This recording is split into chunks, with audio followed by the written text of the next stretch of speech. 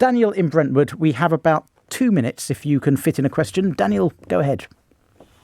Hello. I'll try and fit a very long story into a short amount of time. So basically what happened was I've been dismissed from my previous workplace due to gross misconduct.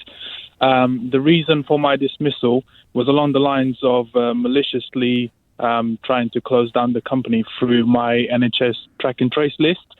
So I contracted COVID. I filled in a track and trace list, which had numerous amount of colleagues on it. And my company have said that I've done that maliciously. They've used some sort of WhatsApp messages, none of them actually confirming my malicious acts, just feeding. Why do they say it's malicious, Daniel? So they say it's malicious because there was some texts that some of my colleagues passed on, where I said that I was going to tell Track and Trace who I had been in contact with in the business. So they've taken those texts. But what's wrong with that? Yeah, I don't think there's anything wrong with that. But that doesn't even begin to indicate any evidence of malice. Why does the company think you've been malicious?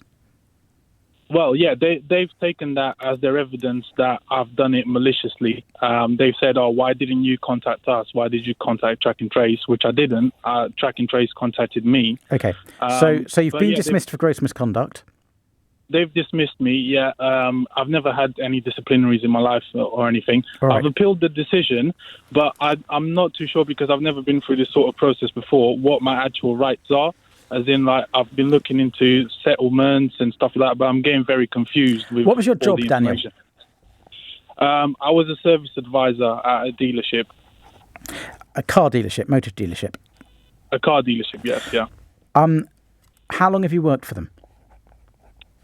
It was going to be 3 years in February, so about 2 years and 10 months. So given you've been working for more than 2 years, you have the right not to be unfairly dismissed, which is good because it sounds to me like this is an unfair dismissal. For a dismissal to be fair, your employer has to show it has reasonable grounds for its belief that you acted maliciously.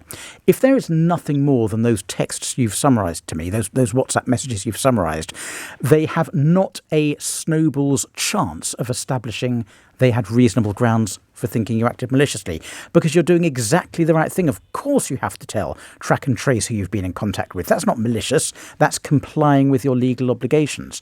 So unless you were making it up and you weren't actually in contact with people and you were just trying to get them some extra time off work, beyond a doubt, Daniel, you have a claim for an unfair dismissal.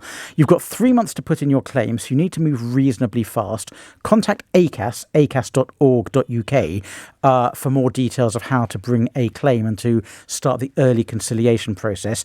Daniel, I hope your appeal goes well, but if not, you do have a claim, and I think it's one that's definitely worth pursuing. Thank you so much for your call. It's 9:30. You're listening to the LBC Legal Hour with me, Barrister Daniel Barnett.